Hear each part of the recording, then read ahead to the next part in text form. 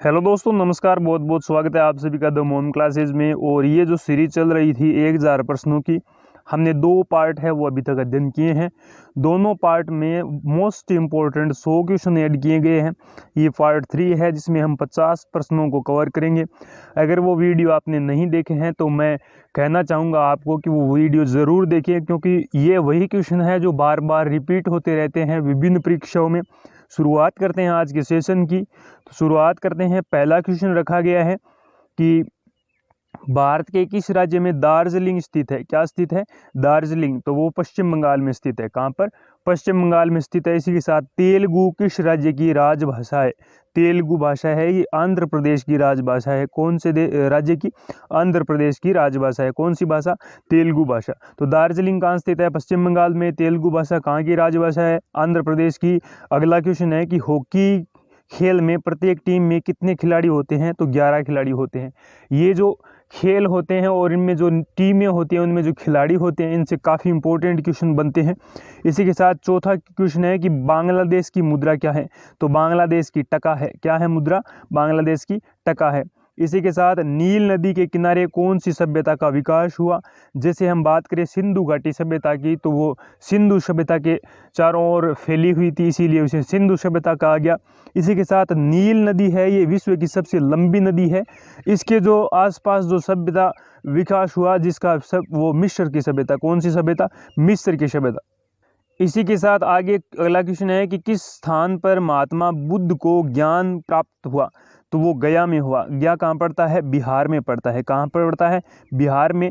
और मिस्र की सभ्यता का विकास कहाँ हुआ? तो वो नील नदी के किनारे हुआ।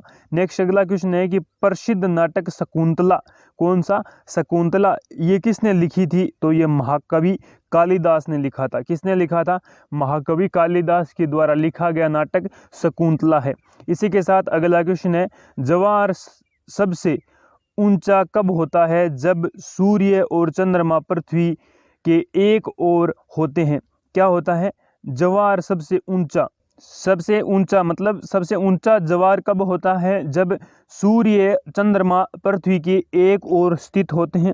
इसी के साथ कौन सा राज्य भारत के वृत्त प्रायद्वीपीय पठार भाग में नहीं है? तो वो मध्य प्रदेश। वृत्त प्रायद्वीपीय पठार का कहने का तात्पर्य यह है कि भारत एक प्रायद्वीपीय देश है। जिस देश के 3 तरफ पानी हो और जल हो और एक तरफ भूमि हो तो उसे प्रायद्वीपीय भारत या फिर प्रायद्वीपीय क्षेत्र कहा जाता है। मध्य प्रदेश है ये भारत के मध्य में स्थित है और इसे भारत का दिल कहा जाता है। कौन सी कायांतरी सेल है? तो वो संगमरमर है। कौन सी कायांतरी सेल है? वो कौन सी है? संगमरमर है। नेक्स्ट अगला क्वेश्चन है सार्क का पूर्ण रूप है। तो सार्क जो विश्व संगठन है उसका पूर्ण रूप है south Asian association for regional cooperation. क्या है? South Asian association for regional cooperation. Bharat आने वाले सागरीय मार्ग की खोज किसने की थी? तो वास्को डी गामा ने की थी, जिसे हम वास्को डी गामा कहते हैं, जिसने भारत की खोज की कि ये यूनानी है, ये सर्वप्रथम भारत में आया था और इसी वजह से इसने कहा कि मैंने भारत की खोज की है। तो इसने भारत की खोज की थी 1498 में। कब की थी? 1498 में। और पहला यूनानी है वास्को डी गामा और पहला पुर्तगाली भी है वास्को डी गामा। सबसे पहले पुर्तगाली भारत में आए थे, उसके बाद डच भारत में आए, उसके बाद अंग्रेज आए, उसके बाद डेनिश आए और अंतिम जो आए थे वो फ्रांसीसी आए थे। नेक्स्ट बात करें तो सुएज नहर के खुलने से किन 2 महाद्वीपों के बीच का मार्ग छोटा हो गया? यूरोप एवं एशिया और पूर्वी अफ्रीका। किन महाद्वीपों का? यूरोप, एशिया और पूर्व अफ्रीका का जो क्षेत्र है इनका जो मार्ग है वो छोटा हो गया। किसके कारण? सुएज नहर के खुलने के कारण। नेक्स्ट अगला क्वेश्चन है प्रथम विश्व युद्ध कब लड़ा गया? तो प्रथम विश्व युद्ध है ये कौन सी तिथि को? 1914 से लेकर 1918 के बीच लड़ा गया। कौन सा युद्ध? पहला विश्व युद्ध। और निरंतर 4 वर्षों तक ये चलता रहा। किसने शासनकाल के दौरान मराठा सत्ता स्रोत शिखर या शिखर पर थी? तो सत्ता पर थी ये जो बाजीराव है। कौन? बालाजी बाजीराव। कौन है? बालाजी बाजीराव जब मराठा सत्ता के नेतृत्वकर्ता बनते हैं तो सर्वोच्च शिखर पर पहुंच जाती है मराठा सत्ता। और सत्यशोधक समाज की स्थापना किसने की? तो ये महात्मा फुले ने की। किसकी स्थापना? सत्यशोधक समाज की स्थापना। नेक्स्ट अगला क्वेश्चन है कि भारत के राष्ट्रगान जन गण मन के रचयिता कौन है? तो ये रविंद्रनाथ टैगोर है। कौन? किसके? जन गण मन के। इसी के साथ पूछा जाए कि बांग्लादेश के जो राष्ट्रगान है उसके जो रचयिता है वो कौन है? तो वो भी रविंद्रनाथ टैगोर है। अगला क्वेश्चन है कि भारत का महान ज्येष्ठ व्यक्ति यानी grand old man of India के नाम से कौन प्रसिद्ध है? तो ये दादा भाई नौरोजी। कौन है? दादा भाई नौरोजी है। या grand old man of India के नाम से फेमस है, या फिर इन्हें महान ज्येष्ठ व्यक्ति कहा जाता है। सविनय अवज्ञा आंदोलन कब प्रारंभ हुआ? तो ये 12 मार्च 1930 से सिर्फ नाम मात्र के दिनों तक चला था। तो 6 अप्रैल 1930 को ये वापस से छोड़ना पड़ा, बंद करना पड़ा। नेक्स्ट अगला बात करें तो किस प्रधानमंत्री ने समाजवाद की विचारधारा को आगे बढ़ाया? समाजवाद की विचारधारा को आगे बढ़ाने वाले जो व्यक्ति थे वो पंडित जवाहरलाल नेहरू थे। ये भारत के पहले प्रधानमंत्री थे। नेक्स्ट अगला क्वेश्चन है, भारत के अरब सागर और बंगाल की खाड़ी से लगे समुद्र तट की लंबाई। बंगाल की खाड़ी और अरब सागर से लगे समुद्र तट की जो लंबाई है वो 6100 किलोमीटर है। कितनी? यानी ये दक्षिण भारत है, यहाँ बात करें हम अरब सागर, और यहाँ से लेकर इस बंगाल की खाड़ी तक ये वाला जो क्षेत्र है ये कुल कितना लंबा है? 6100 किलोमीटर। नेक्स्ट अगला बात करें तो कृष्णा नदी का उद्गम स्थल किसके समीप है? तो दक्षिण भारत की एक महत्वपूर्ण नदी है। कौन सी? कृष्णा नदी। और इसका पूछा गया है उद्गम स्थल, तो ये महाबलेश्वर है। महाबलेश्वर की जो पहाड़ियाँ हैं वहाँ से उद्गम होता है कृष्णा नदी का। नेक्स्ट बात करें तो पृथ्वी 1 घंटे में देशांतर घूम लेती है। तो ये 15 डिग्री, कितना? 15 डिग्री देशांतर घूम लेती है पृथ्वी 1 घंटे में। नेक्स्ट बात करें, अगला क्वेश्चन है चंद्र ग्रहण कब होता है?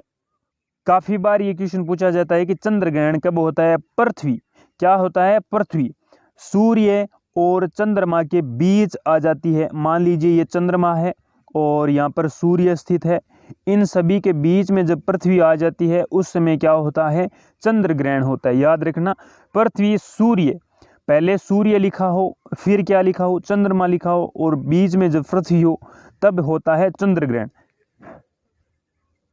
नेक्स्ट अगला बात करें, ब्रिटिश शासन द्वारा किन स्थानों के बीच प्रथम रेलवे लाइन शुरू की गई? तो ये ब्रिटिश शासन द्वारा भारत में, कहाँ पर? भारत में पहली बार रेलवे लाइन शुरू की गई मुंबई से ठाणे के बीच। कहाँ? मुंबई से ठाणे के बीच। भारत का राष्ट्रीय पशु है तो वो बाघ है। क्या है? बाघ है। इसी के साथ बाघ जिसे हम टाइगर कहते हैं। भारतीय वायुसेना में कमिश्नर अधिकारी का सबसे छोटा पद होता है, तो ये पायलट ऑफिसर होता है। क्या होता है? Pilot officer. पूछा गया है कि वायुसेना में सबसे छोटा पद होता है कमिश्नर अधिकारी, और इसे कहा जाता है पायलट ऑफिसर। इसी के साथ नेक्स्ट बात करें तो युद्ध में साहस और पराक्रम प्रदर्शन करने के लिए दिया जाने वाला भारत का सर्वोच्च सैनिक अलंकरण है। यानी किस सैनिक अलंकरण या फिर अवार्ड से नियुक्त किया जाता है? तो परमवीर चक्र से। किस क्षेत्र में युद्ध में साहस, यानी युद्ध में करते समय आप कितनी वीरता दिखाते हो, कितना आप धैर्य से युद्ध को लड़ते हो, उस समय परमवीर चक्र दिया जाता है। विश्व का सबसे बड़ा महाद्वीप है तो जिसमें हम रहते हैं एशिया महाद्वीप है।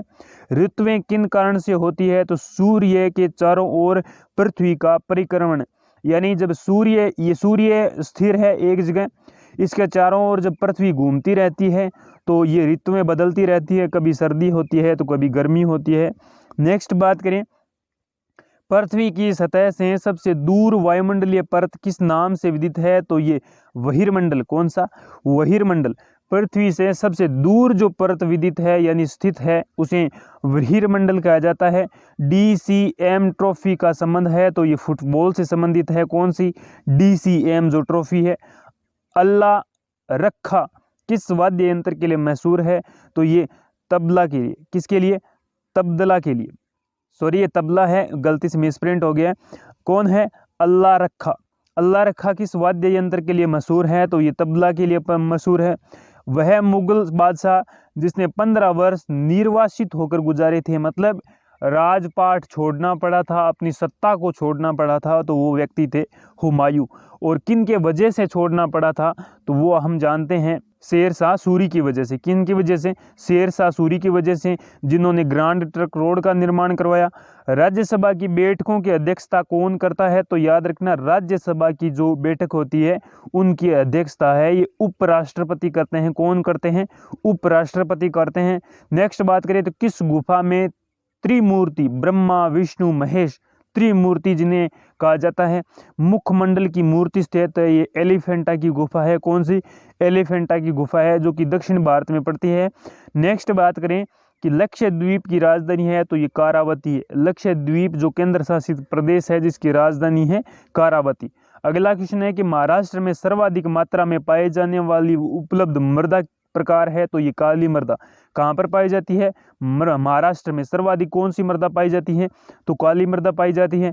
अगला क्वेश्चन है कि प्रसिद्ध शिलोत्कीर्ण यानी पत्थर काटकर बनाया गया कैलाश मंदिर कहाँ स्थित है? तो ये एलोरा में स्थित है। कहाँ पर स्थित है? एलोरा, दक्षिण भारत। नेक्स्ट बात करें, अगला क्वेश्चन है कि हरित क्रांति का अर्थ है, जो हरित क्रांति होती है उसका क्या तात्पर्य होता है?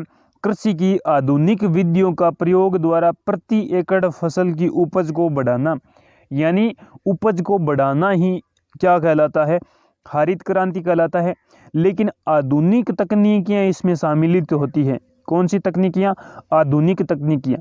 प्रसिद्ध ये जो शिलोत्कीर्ण यानी पत्थर काट कर बनाया गया मंदिर कहाँ स्थित है? कैलाश मंदिर जिसे हम कहते हैं, ये एलोरा की गुफाओं में स्थित है। अगला क्वेश्चन है कि भूरक्षण को नियंत्रित किया जा सकता है, तो सीढ़ीदार टिल्ला बनाकर। भूरक्षण यानी हवा के द्वारा भूमि एक स्थान से दूसरे स्थान पर आदान प्रदान, भूमि की जो मृदा का अपरदन होता रहता है उसको किस तरह नियंत्रित किया जा सकता है? तो सीढ़ीदार टीला बनाकर, बांध बनाकर, वृक्षारोपण द्वारा। जम्मू और कश्मीर का रेल पथ किस रेलवे जोन के अंतर्गत आता है? तो ये उत्तरी रेलवे जोन के अंतर्गत आता है। अगला क्वेश्चन है कि भारत के किस राज्य में कन्नड़ भाषा बोली जाती है? कन्नड़ से कर्नाटक, क्या बन गया? कर्नाटक। हमने देखा तेलुगु भाषा वो है आंध्र प्रदेश में बोली जाती है। नेक्स्ट अगला क्वेश्चन पर बात करें तो संघ शासित प्रदेश अंडमान निकोबार द्वीप समूह की राजधानी कौन सी है? तो ये पोर्ट ब्लेयर है, यानी अंडमान निकोबार जो द्वीप समूह है उसकी राजधानी पोर्ट ब्लेयर है। अगला क्वेश्चन पूछा जाए कि विख्यात महाकाव्य महाभारत रचयिता कौन है? तो वेद व्यास है। किसके? महाभारत के। और भारत का सबसे बड़ा ग्रंथ कौन सा है? तो ये महाभारत है। अगला क्वेश्चन है गीतांजलि के कवि कौन है? किसके? गीतांजलि के तो रविंद्रनाथ टैगोर है। और इसी गीतांजलि के रचयिता रविंद्रनाथ टैगोर ने लिखा था जन गण मन, यानी भारत का राष्ट्रगान। अगला क्वेश्चन है कि किन दो स्थानों के बीच हिमसागर एक्सप्रेस चलती है? कौन सी चलती है? हिमसागर एक्सप्रेस चलती है। तो ये जम्मू से कन्याकुमारी के बीच दक्षिण भारत की कन्याकुमारी तक चलती है। कौन सी एक्सप्रेस? हिमसागर एक्सप्रेस। जनरल किस सेना का एक अधिकारी होता है? तो थल सेना का होता है अधिकारी जनरल। इसी के साथ भारत के किस राज्य में पवित्र तीर्थ स्थल अमरनाथ स्थित है? तो जम्मू कश्मीर में स्थित है। कौन सी तीर्थ स्थल? अमरनाथ तीर्थ स्थल, और भगवान शिव के लिए फेमस है। अगला क्वेश्चन है कि विख्यात पर्यटन स्थल गुलमर्ग, क्या गुलमर्ग है, ये भारत के किस क्षेत्र में स्थित है? तो ये कश्मीर में स्थित है। इसी के साथ अमरनाथ की गुफाएं हैं वो भी जम्मू कश्मीर में स्थित है। जनरल है, ये भारत का जो थल सेना होती है उसका सर्वोच्च अधिकारी होता है। तो आज का जो वीडियो है यहीं समाप्त करते हैं। अगर आपने ये वीडियो नहीं देखा है तो ये ज़रूर देखें, काफ़ी इम्पोर्टेंट है सभी भर्तियों के लिए, क्योंकि इसमें टॉप 25 बुक्स है वो ऐड की गई है। अगर ये वीडियो आपको नहीं पसंद आए तो आप कमेंट बॉक्स में लिख सकते हैं कि हमें ये वीडियो अच्छा नहीं लगा, क्योंकि यह वही किताबें ऐड है जो विभिन्न परीक्षाओं में बार बार रिपीट होती है। अगर वीडियो आपको अच्छा लगे तो like, share and subscribe. Thank you, have a nice day.